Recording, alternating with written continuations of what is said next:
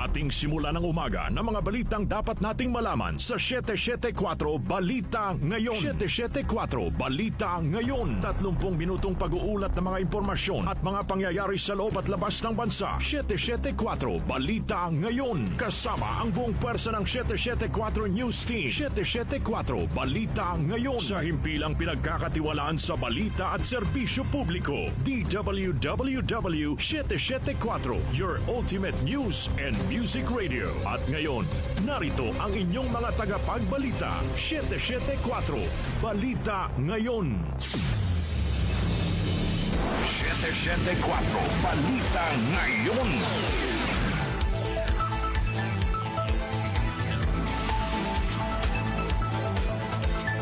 Magandang umaga, Luzon, Visayas at Mindanao. Ngayon po ay araw ng Biyernes, June 12, 2026.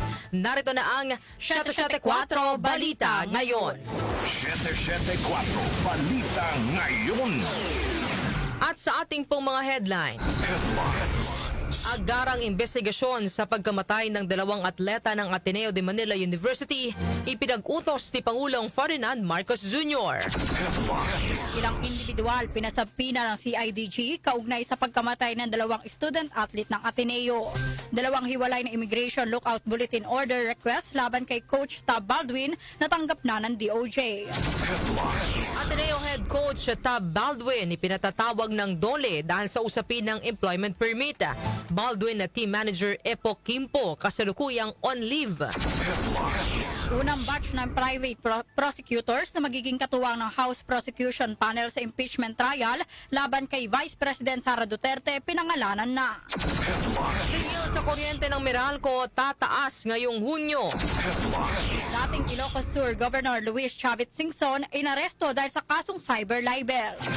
Metro News, mga substandard na appliances nasabat ng PNP CIDG sa isang bodega sa Pasig City. Science and Technology News, paggamit ng smartphone, isa sa mga dahilan ng pagbaba ng birth rate sa mundo batay sa mga pag-aaral. Lifestyle News, commemorative stamps para sa ika-150 kaarawan ni Emilio Jacinto at Gregoria de Jesus inilabas ng PhilPost. Para naman sa ating music trivia, ngayong petsa pumasok sa top 10 ng US chart ang greatest hits album ni Bob Dylan. Ano-anong mga kanta ang bahagi nito, alamin. Balitang kakaiba, pinakamatandang Philippine Eagle na si Girlie ginawaran ng senior citizen at PWD card. Oras po natin na 6:44 ng umaga. Kami po ang inyong tagapagbalita, Darlene Olanyo. At Rose May Miranda. Narito naman ang detalye ng mga balita. 774 Balita Ngayon. Ipinag-utos ni Pangulong Ferdinand Marcos Jr. ang agarang investigasyon sa pagkamatay ng 2 student-athlete ng Ateneo de Manila University na sina Rene Baterbonia at Divine Adili. Kasabay nito, nagpaabot na paikiramay ang Pangulo at ang Malacanang sa mga naiwang pamilya ng 2 estudyante. Ayon kay Palace Press Officer Claire Castro, nais ng Pangulo na agad mabigyang linaw ang insidente at matukoy kung ano ang tunay na dahilan ng trahedya. Dahil dito ay giniit ng palasyo na kailangang magkaroon ng masusi at mabilis na investigasyon upang malaman ang buong katotohanan.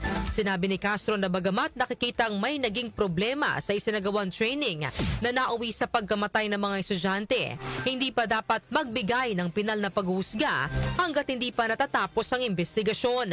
Dagdag pa niya, mahalagang hintayin na magiging findings sa mga otoridad upang matukoy kung may pananagutan at kung paano nangyari ang insidente. First, nakikiramay po tayo sa pangyaring ito at ang nais din po ng Pangulo, hindi lamang po tayo sa sitwasyon na ganito pero sa lahat po ng mga Pilipino na pupunta sa ganitong klaseng sitwasyon, dapat pong agaran ang pag-iimbestiga. Dahil hindi po naging maganda ang naging resulta ng sinasabing training. Of course, hindi po natin kailangan i-preempt or mag-prejudge dito. So, kailangan po talaga ng agarang investigasyon. Yan po ang pahayag ni Palace Press Officer Claire Castro. Samantala, Malacanang kinontra ang pahayag ni Vice President Sara Duterte na si Pangulong Ferdinand Marcos Jr. ang dahilan ng gulo sa Senado. Detalye po ihatid ni Chanel Salazar. Kinontra ng Malacanang ang pahayag ni Vice President Sara Duterte na sumasalamin umano sa liderato ng Administrasyong Marcos ang nagpapatuloy na sigalot sa Senado. Ayon kay Palace Press Officer Claire Castro, walang kinalaman si Pangulong Ferdinand Marcos Jr. sa mga pangyayaring nagdulot ng tensyon sa mataas na kapulungan. Sa katunayan, ang mga sangkot sa kontrobersiya ay pawang malalapit na kaalyado ng Vice Presidente. Binanggit din ni Castro ang pahayag ni Senator Ronald Bato de la Rosa na dumalo siya sa Senado upang mapalitan ang liderato ng kapulungan kaugnay ng usapin na impeachment laban kay VP Sara. Sinabi rin niya na may pagsang-ayon umano ni Senator Alan Peter Cayetano ang gun-related incident na naging sentro ng kontrobersiya sa Senado. Iginit din ng Malacanang na hindi si Pangulong Marcos ang nag-utos sa muna pagtulong ni Senator Robin Padilla kay De La Rosa. Dahil dito sinabi ni Castro na hindi kahinaan ng liderato ng administrasyon ng ugat ng kaguluhan sa Senado kundi ang umano'y mga hakbang upang protektahan ng Vice Presidente. Pinayuhan naman ni Castro si VP Sara na huwag manisi ng iba at magpakilalang biktima sa publiko. Ako si Chanel Salazar ng DWWW 774, your ultimate music radio. Maraming salamat, Chanel Salazar. 774 Balita Ngayon. Samantala, naglabas na ng sabpina ang Criminal Investigation and Detection Group o CIDG sa ilang individual kaugnay sa isinasagawang investigasyon sa pagkasawi ng mga student-athlete ng Ateneo de Manila University na sina Rene Baterbonia at Divine Adili.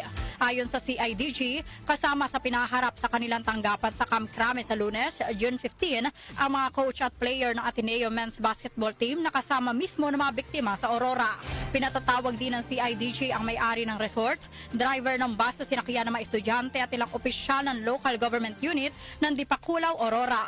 Samantala, kinumpirma ng Department of Justice o DOJ na natanggap na nila kahapon ang dalawang magkahiwalay na kahilingan para sa pag-i-issue ng Immigration Lookout Bulletin Order o ILBO laban kay Coach Tab Baldwin. Ayon kay DOJ spokesperson Polo Martinez, susuriin pa nila ang naturang request alinsunod sa mga itinakdang panuntunan bago aprubahan. 774 Balita Ngayon. Ipinapasabina ng Department of Labor and Employment o DOLE si Ateneo Head Coach Tab Baldwin. Ayon kay Labor Secretary Francis Tolentino, magpapadala ng show cause order kay Baldwin na nag-aatas dito na magtungo sa tanggapan ng DOLE sa Lunes, June 15. Sinabi ni Tolentino na layo nitong malaman kung may valid alien employment permit si Baldwin sa ilalim ng Labor Code. Susuriin din niya kung sakop ng alien employment permit ang pagsasagawa ng mga team building activities. Inihayag pa ni Tolentino na bahagi ito ng beripikasyon ng kagawaran upang matiyak na sumusunod sa mga umiiral na batas paggawa ang lahat ng dayuhang nagtatrabaho sa Pilipinas.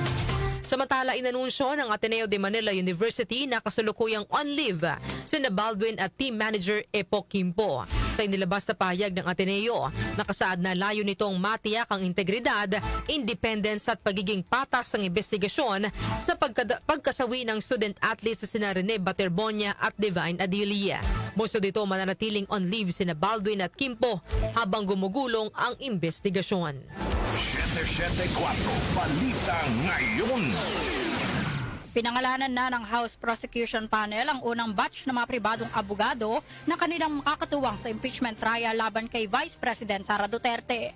Ayon kay House Lead Prosecutor at Batangas Representative Jerby Luistro, sila ay mula sa tatlong respetadong law firms na Pecao Bar Law, Kapunan and Castillo Law Offices at sa Legal Law. Kinabibilangan ito ni na Attorney Lorna Kapunan, Attorney Amando Virgil Ligutan, Attorney Marford Fua, Attorney James Brian Ibrahim Ali, Attorney Erwin Matib at Attorney Justin Ann Lamarca. Makakatuwang din ng House Prosecution Panel sina Attorney Sonia Margarita Benemerito Castillo, Attorney Diana Melissa Lorenzo Singian, Attorney Lino Chris Kapunan at Attorney Bettina Zamora. Inihayag ni Luistro na voluntaryo at pro bono o libre ang pagtulong ng nabanggit ng mga abogado sa House Prosecution Panel. By first batch, it means that there will be subsequent batches. All right? So, how we were able to come together, of course, we solicited the help of private lawyers who are willing to be with us on this cause on a voluntary basis. mas kilala sa tawag na pro bono o para mas maintindihan pa ng ating mga kababayan, ibig sabihin, libre, walang bayad, no? Yan po ang pahayag ni House Lead Prosecutor at Batangas Representative Jervil Luistro. Samantala, reserve units ng Philippine Navy naghatid ng relief goods at tulong sa mga naapektuhan ng lindol sa Mindanao. Report ihahatid ni Angel Garcia. Naghatid ang karagdagang ayuda at tumulong sa mga operasyon ng pamahalaan ang mga reservist ng National Forces Eastern Mindanao para sa mga residenteng naapektuhan ng magnitude 7.8 na lindol sa ilang bahagi ng Mindanao. Kabilang sa mga ipinadala ang 700 family food packs mula sa DSWD Region 12, 32 kahon ng bottled water at 800 litro ng diesel fuel na nakalaan para sa mga residente ng Glan, Sarangani. Matapos maihatid ang mga ayuda, bumalik ang barkong PB Pacific Rose sa Safi Wharf mula sa Port of Glan. Dala naman ng 47 residente na na-stranded dahil sa lindol, kung saan ilan sa mga ito ay agad na isinugod sa pagamutan matapos mga ilangan na agarang atensyong medikal. Samantala, nagsagawa rin ng hiwalay na relief distribution ang 13th Marine Brigade Reserve sa Glan upang matiyak na makakarating ang tulong sa maapektadong pamilya. Sabay naman ng Alabel, 15 enlisted personnel ang ipinadala sa provincial capital upang tumulong sa pagsasaayos at repacking ng mga relief goods. Angel Garcia ng DWWW 774, your ultimate music radio. Maraming salamat, Angel Garcia. 774 Balita Ngayon. Samantala, magpapatupad ng taas singil sa kuryente ang Meralco ngayong buwan. Sa inilabas na abiso ng Meralco, nakasaad na nasa 15 centavos per kilowatt hour ang ipapataw na pagtaas. Kantubas ito ng 30 pesos na pagtaas sa electric bill ng mga kumukonsumo ng 200 kilowatt hour kada buwan at 74 pesos naman sa mga kumukonsumo ng 500 kilowatt hour. Ayon sa Meralco, ang taas singil sa kuryente ay bunsod ng mas mataas na generation charge at pagmahal ng presyo sa wholesale electricity spot market o WESM. 180 billion pesos available funds sa 2026 budget pwedeng gamitin para sa emergency response at rehabilitation efforts sa Mindanao.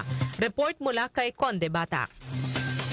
Hinimok ni Acting Senate President at Senate President Pro Tempore Win Gatchalian na gamitin ng gobyerno ang 180 billion pesos na available funds sa ilalim ng 2026 national budget para sa reconstruction at pantulong sa mga biktima ng lindol sa Mindanao. Binigyang din ni Gatchalian ang pangangailangan sa agarang paggamit ng natitirang 17.898 billion pesos sa ilalim ng National Disaster Risk Reduction and Management Fund na pangunahing funding source para sa disaster response, relief, rehabilitation, reconstruction at recovery efforts.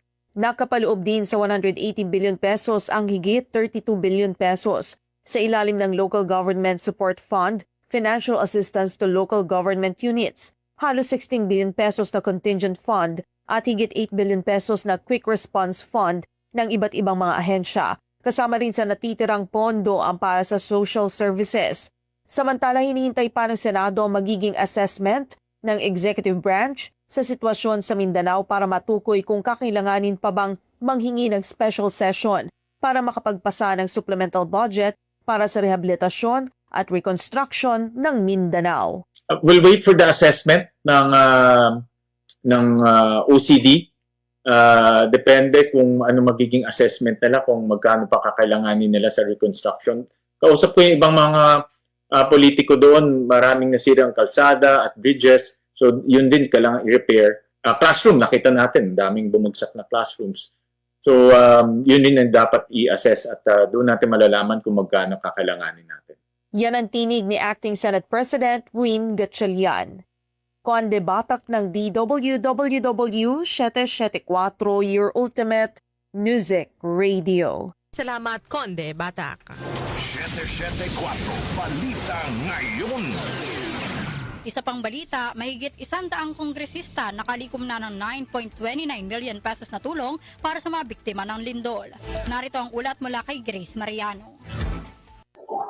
Umaabot na sa 9.29 million pesos ang halagang nalikom ng 139 na mga kongresista sa pangunguna ni House Speaker Faustino Boji D. III para itulong sa mga naging biktima ng lindol sa Mindanao. Ayon kay House Prosecutor at Deputy Minority Leader, Representative Shell Jokno, kasama sa mga mambabatas na kumikilos para matulungan ang mga biktima ng kalamidad, silang mga prosecutors sa impeachment case laban kay Vice President Sara Duterte. Tiniyak ni Jokno na kasabay ng pagtupad sa kanilang mandato sa ilalim ng konstitusyon na isulong ang pananagutan ay nakatutok din sila sa donation at relief efforts para sa ating mga komunidad na tinamaan ng trahedya. Bunso nito binigyang diin ni House Lead Prosecutor at Batangas Representative Jervil Luistro na kahit naghahanda sila sa paglilitis kay VP Sara, ay hindi nila napapabayaan ang kanilang trabaho lalo na ang pagtulong sa mga kababayang tinamaan ng lindol. So far, 139 lawmakers, a total of 9.29 million. At kasama po doon ang mga public prosecutors na humaharap sa inyo at mga kasamahan pa namin who are not here this morning. That only shows na hindi po nakakaligtaan sa kabila ng aming tough preparation for the impeachment trial. Hindi po nakakalimot ang 11 prosecutors, most especially, sa kanila pong tungkulin para sa ating mga kababayan, most especially our beloved countrymen na biktima ng lindol sa Mindanao. Yan po sina Representatives sa Shell Jokno at Jervil Luistro. Ito si Grace Mariano para sa DWWW 774 for Ultimate Music Radio. Maraming salamat, Grace Mariano. 774 Balita Ngayon. Inaresto kahapon si dating Ilocos Sur Governor Luis Chavez Singson kaugnay sa kasong cyber libel. Ayon sa ulat, dinakip si Singson ng mga tauhan ng Quezon City Police District o QCPD sa tahanan nito sa isang village sa Barangay Ugong Norte, Quezon City. Ang pagkakaaresto sa dating gobernador ay kasunod ng inilabas na warrant of arrest ng Regional Trial Court Branch 21 sa Vigan City. Bunso dito ng paglabag umano ni Singson sa Republic Act No. 10175 o ang Cybercrime Prevention Act of 2012. Pansamantala namang nakalaya si Singson makaraang payagan ng korting makapagpiyansa ng 60,000 pesos. 774 Balita Ngayon. Oras po natin, 2 minuto bago mag-alas 7 ng umaga. Kami pa rin po ang inyong tagapagbalita, Darlene Olanyo. At ako naman po si Rosemary Miranda. 774 Balita Ngayon. Metro News. Metro News. Nakumpiska ng mga tauhan ng Criminal Investigation and Detection Group o CIDG ang mahigit 2.2 million pesos na halaga ng electrical appliances sa isang warehouse sa Barangay Manggahan, Pasig City. Sa ikinasang operasyon, naaresto sina Gary at Mel na huli sa aktong nagbebenta at nag-iingat ng mga appliances na walang DTI-issued ICC stickers na paglabag sa Consumer Act of the Philippines. Nakumpiska sa operasyon ng 200 kahon ng microwave ovens, 70 kahon ng grillers, 80 kahon ng blenders at 50 kahon ng coffee makers. Ayon sa CIDG, mahalagang import commodity clearance o ICC sticker bilang patunay na nasuri at pumasa sa itinakdang safety at quality standards sa mga produkto bago ibenta sa merkado. Isa pang Metro News, ilalatag na seguridad ng MPD sa lungsod ng Maynila. Nakahanda na kasunod ng inaasahang kaliwat ka ng kilos protesta ngayong araw ng kalayaan. Detalye po ihatid ni John Abakiran. Nakahanda na ang buong pwersa ng Manila Police District ngayong araw June 12 para magbantay sa seguridad kasabay ng pagdiriwang ng Araw ng Kalayaan. Ayon kay MPD spokesperson Police Major Philip Ines, sapat ang kanilang tauhang i-deploy upang matiyak ang kaayusan at kapayapaan sa gitna ng inaasahang kaliwat ka ng kilos protesta ngayong araw. Katulong naman nilang magbantay ang iba pang force multipliers mula sa Bureau of Fire Protections, lokal na pamahalaan ng Maynila at mga opisyal at tanod ng barangay. Bukod pa dito ay maglalatag din ng MPD ng mga checkpoint sa mga boundary ng lungsod ng Maynila bilang bahagi ng kanilang security measures. Ako po si Jonah Bakira ng DWWW 774 Ultimate Music Radio. Maraming salamat, Joanna Bakiran. Foreign exchange rates. Foreign exchange rates. Narito ng update sa ating foreign exchange rates. Ang palitan ng piso kontra dolyar ay nasa 61 pesos and 50 centavos. Nasa 70 pesos and 94 cents naman ang palitan ng piso kontra euro, habang British pound ay nasa 82 pesos and 25 centavos. Ang palitan naman ng piso kontra Saudi Riyal ay nasa 16 pesos and 38 cents, habang ang Japanese yen ay nasa 38 centavos. Noto results. Noto results. Update naman po tayo sa resulta ng loto. Iatid po sa atin ni Jackie Maestrado Rubio. Ang bahaging ito ay atid sa inyo ng Philippine Charity Sweepstakes Office. Pagkakaisa para sa kawang gawa. Narito ang recap ng resulta ng June 11, 2026 draw ng Super Lotto 649 at Lotto 642 ng Philippine Charity Sweepstakes Office. Para sa Super Lotto 649, ang winning number combinations ay 40, 13, 14, 24, 8, at 21. Muli ang winning number combinations ay 40, 13, 14, 24, 8, at 21. Mayroon itong jackpot prize na 25 million pesos. Sa Lotto 642, ang winning number combinations ay 12, 22, 24, 38, 7, at 13. Muli ang winning number combinations ay 12, 22, 24, 38, 7, at 13. At may jackpot prize ito na 23,936,399 pesos and 1 centavo.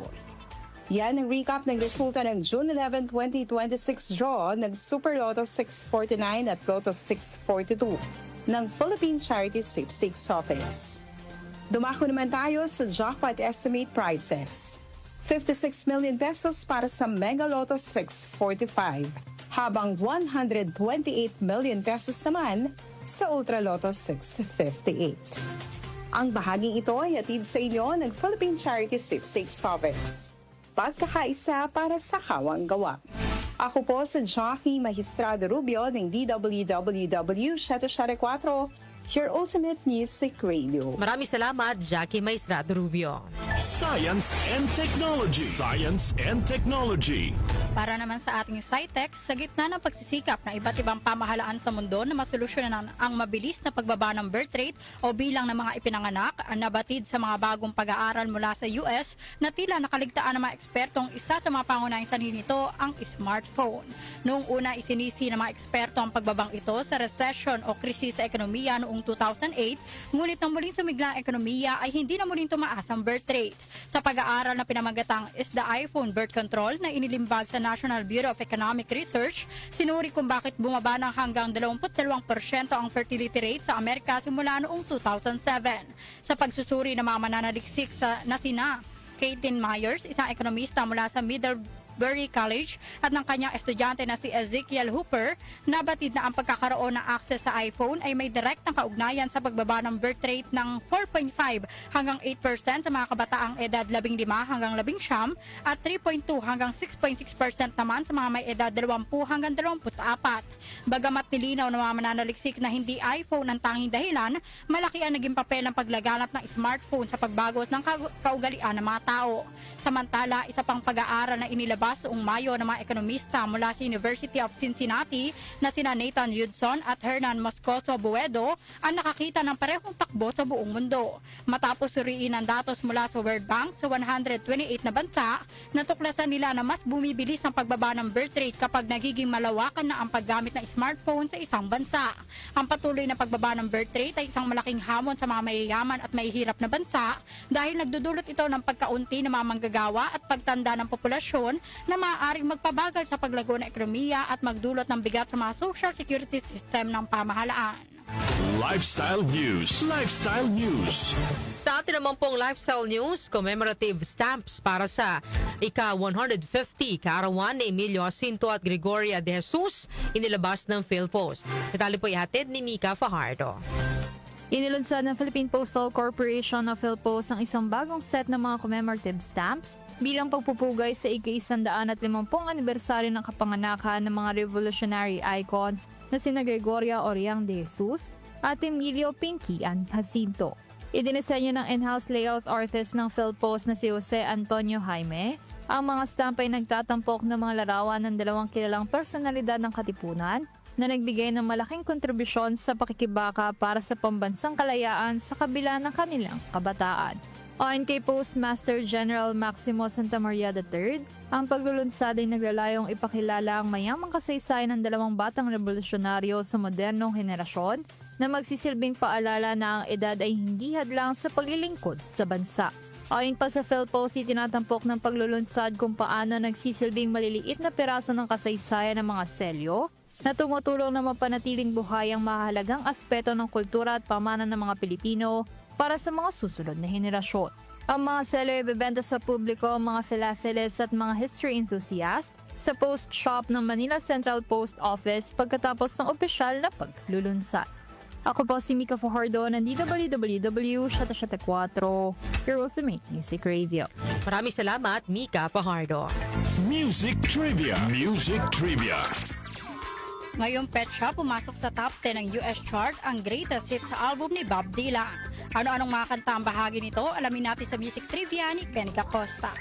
Blessed Friday morning! Narito na ang hatid ko sa inyong Music Trivia. Ngayong petsa na ito, June 12, taong 1967, pumasok sa top 10 ng US chart ang album ng American singer-songwriter na si Bob Dylan na Bob Dylan's album Greatest Hits. Ang naturang album ay nirelease noong March 27, 1967 sa ilalim ng Columbia Records. Binuo ni Bob Dylan ang naturang album sa panahon ng kanyang recovery mula sa isang aksidente sa motorsiklo. Ang mga kanta sa Bob Dylan's album Greatest Hits ay compilation ng mga awitin niya na pumasok sa top 40 single hanggang 1967. Gayon din ang mga sumikat na singles na nirecord ng iba pang artists. Kabilang sa nasa 12 track list nito ang Blowin' in the Wind, The Times They Are A-Changin', Like a Rolling Stone, Mr. Tambourine Man at Just Like a Woman. Ang Bob Dylan's album Greatest Hits ay 5 beses na ginawara ng Recording Industry Association of America o RIAA ng Platinum Awards at naging best-selling album ni Bob Dylan sa US. At yan, hatid ko sa inyong music trivia. Ako po si Kenica Costa ng DWWW 774, your ultimate music radio. Maraming salamat, Kenica Costa. Balitang Kakaiba! Sa atin namang pong balitang kakaiba, ginawara ng Senior Citizen at Persons with Disability o PWD card ang pinakamatandang Philippine Eagle in captivity at nag-iisang resident Philippine Eagle ng Metro Manila na si Girlie. Ayon sa DNR, iginawad ang pagkilala kay Girlie sa selebrasyon ng Philippine Eagle Week sa Ninoy Aquino Parks and Wildlife Center o NAPWC sa Quezon City. Taong 2009 pa nang nagsimulang mamalagi sa Ninoy Aquino Parks and Wildlife Center si Girlie nang mailipat siya mula sa Philippine Eagle Center sa Davao. Tinatayang nasa 45 hanggang 46 na taon na ang edad ni Girlie at sa kasalukuyan siya ay mayroon ng permanent wing injury at bulag na rin ang kanyang kanang mata. Inihayag pa ng DNR na nalampasan na ni Girlie ang typical na lifespan ng kinabibilangan niyang species kaya binansagan siyang living legend pagdating sa usaping wildlife conservation. Yan po ang ating balitang kakaiba ngayong araw po ng Biyernes.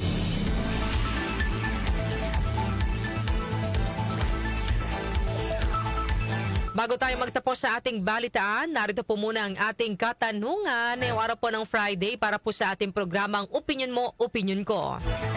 Dapat bang abogado ang presiding officer sa impeachment trial at bakit? Ulitin ko po mga kanyusik, dapat bang abogado ang presiding officer sa impeachment trial at bakit? Para po sa inyong mga opinyon ng ating pong text line 0929-321-8738 at maaari din po kayong mag-comment sa ating pong Facebook Live at sa ating YouTube channel. Inyo pong narinig ang mga may init na balita ngayong araw po ng Biyernes, June 12, 2026. Kami po ang inyong tagapagbalita, Darlene Olanyo. At Rosemary Miranda. Napasa inyo ang 774 Balita Ngayon. 774 Balita Ngayon.